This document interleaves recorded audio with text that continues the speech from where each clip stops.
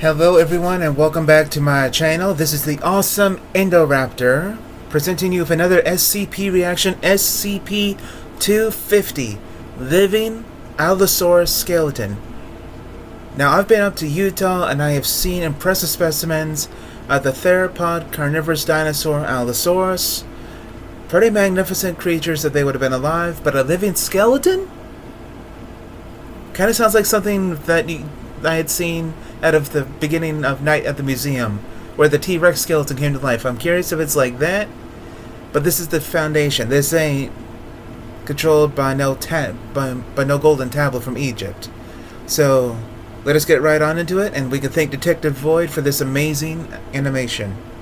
The SCP Foundation zones contain thousands of anomalous creatures and objects. All of the objects are examined by scientists whenever possible in order to identify and explain the forces that give them their unusual properties. The research is often hindered by the danger of the objects themselves, or due to a difficulty in finding a scientific explanation for their anomalous properties. SCP-250 is one of these more complex objects. It's a living dinosaur skeleton and belongs to the Euclid class. The creature acts aggressively towards people. This makes it quite difficult to examine the object and figure out why it's animated. There's a joke among Foundation staff that it was reanimated by a wizard. SCP-250 looks like the fossilized but mobile remains of an Allosaurus. These predators lived on Earth during the Jurassic period about 145 to 155 million years ago. The largest of them reached 11 meters in length and weighed over 4 tons. SCP-250 is completely devoid of muscle tissue. It consists of 153 fossilized dinosaur bones and 14 artificially created bones. These are made of plaster and fiberglass. This skeleton is animated by an unknown force and behaves just as a living animal would. It must hunt, eat, and sleep. Otherwise, the object becomes quite aggressive. This is a natural reaction for a hungry and tired animal, especially a predator such as this one. To meet these needs, SCP-250 was placed in an enclosure that mimics its natural habitat as much as possible. It takes up a 50 by 50 meter plot. The walls of the enclosure are 15 meters high and 1 meter thick, and are covered with steel plates. The enclosure recreates the conditions of a steppe ecosystem, including the appropriate vegetation and climate. According to protocol, the plants are cared for on a weekly basis. The temperature in the enclosure simulates the changes that occur in the steppe between day and night. During the day, it ranges from 20 to 28 degrees Celsius, and at night it drops down to 10 to 14 degrees. Meanwhile, the humidity is maintained at about 8%. Despite not having any internal organs, SCP-250 behaves as if it does, and as such, it means it needs food. While observing the skeleton, it was decided to give it one live pig every 2 days for hunting. This was enough to satisfy the object's apparent need for food. SCP-250 hunts the animals and eats it. Due to its lack of internal organs, the ads again! A video editor for all creators. What you doing there? Okay, that was simply unexpected. crushes the food with its jaws. The chewed pieces fall through the spaces between its bones. And then, the creature just ignores them. The predator goes to sleep every morning at the provisional nighttime. Only then are Foundation staff allowed to enter its territory, no sooner than an hour after it falls asleep. Specialists clean up the remains from its daily meal and also clean the object itself. All parts of the skeleton need to be kept clean. The cleaning procedure involves using compressed air dinosaur and bones. Any attempt to remove bones from SCP-250's skeleton, whether a real or artificial bone, must be prevented. This increases the risk of the object waking up, and then injuring or killing any employees in the enclosure. It's been well established that the object will try in earnest to eat any living thing in its lair, because it sees all living creatures as its prey. It's also unknown whether SCP-250's bones could be damaged if it was placed in a situation where a real dinosaur would be injured. The object's stable behavior is ensured if standard protocol is followed. This stable behavior contributes to paleontologists' scientific understanding of what the Allosaurus life looks like.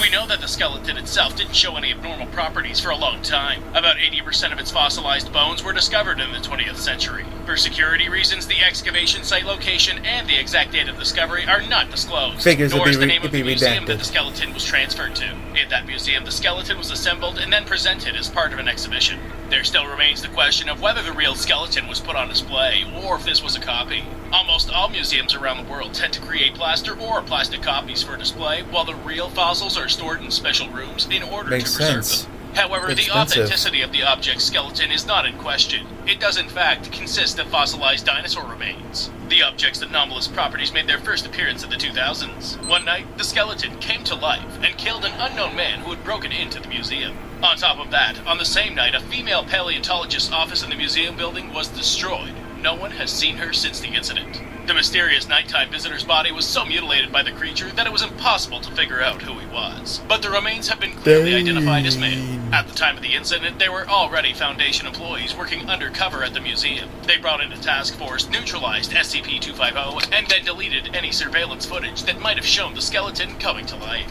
The museum staff, possible witnesses, and police officers who arrived at the scene the next morning were also interviewed.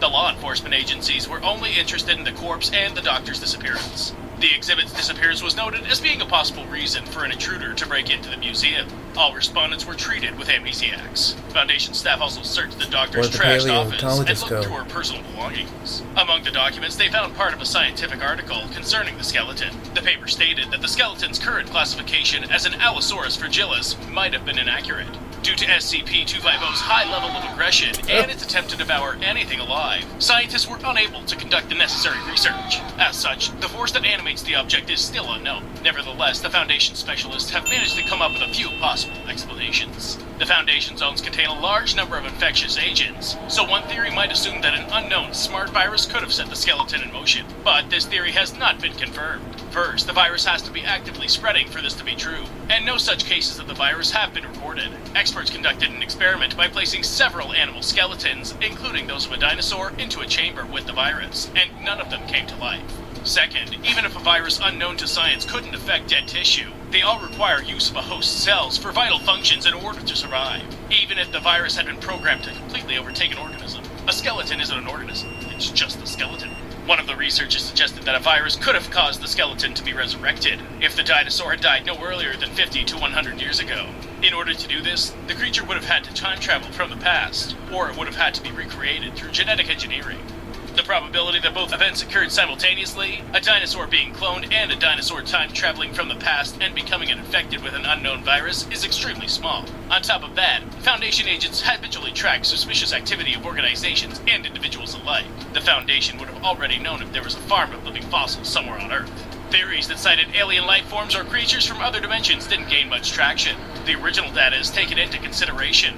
These theories are also regarded as unlikely. Really? One noteworthy thing, those Foundation employees who were working undercover in the museum had reported the appearance of Global Occult Coalition representatives. Because this information is not directly rated to SCP-250... Mortal enemies. Oh, come on. I mean, I want to see this movie, but I don't want to see the trailers right now.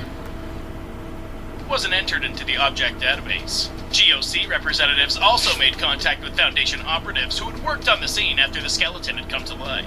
They're reported to have recently come into contact with the O5 Council to request access to SCP-250. There's still no official correspondence of this request. The Global Occult Coalition and the SCP Foundation regularly work together to capture and detain certain objects. I thought they were enemies. It was the GOC who developed the mystical mechanism for containing SCP-2845, otherwise known as God. This coalition counteracts manifestations of hostile phenomena throughout the world. The paranormal, the parascientific, and the paratemporal. One of the main principles of the Global Occult Coalition is maintaining the highest level of secrecy possible. Secrecy not only from civil organizations, but also organizations with link to the GOC, like the SCP Foundation. This is why there was no precise data regarding the reasons for the GOC's interest in SCP-250. But there is probably some truth in the Foundation staff's jokes that the skeleton had been reanimated by a wizard. The answer may lie in a poem written by the occultist Louis Claude de Saint-Martin, titled The Crocodile or the War of Good and Evil. In the poem, the mystic described the functioning of the so-called magic chain. One of the characters tells of a speech he heard from a hierophant of black magic. As he spoke, a beam of light appeared from outside. It entered the priest's heart and shot back out of the opposite direction. The hero followed the current and came up upon a dungeon, where he found 14 people in iron chairs sitting in a circle. In the center of the circle was another, higher chair for the hierophant. There were rays of light coming in from each of the members' assembly, and the High Priest himself. The rays converged over the hierophant's chair. Notably, there are 14 artificial bones in SCP-250's skeleton, which corresponds to the number of participants in the ritual described above. According to the Global Occult Coalition, the hierophant acts as sort of an astro-psychic battery that collects and redirects energy. Sometimes such a chain can create a new astral being, or even use a person in place of one as a medium. Bones also have great meaning in occult practices. Warlocks were known to use them to create artifacts of paranormal properties. Many SCP Foundation employees are skeptical towards the Global Occult Coalition, but you have to admit, its work with specific objects has certainly been effective. Currently, they are successfully holding a number of objects, including SCP-1374 and SCP-1583.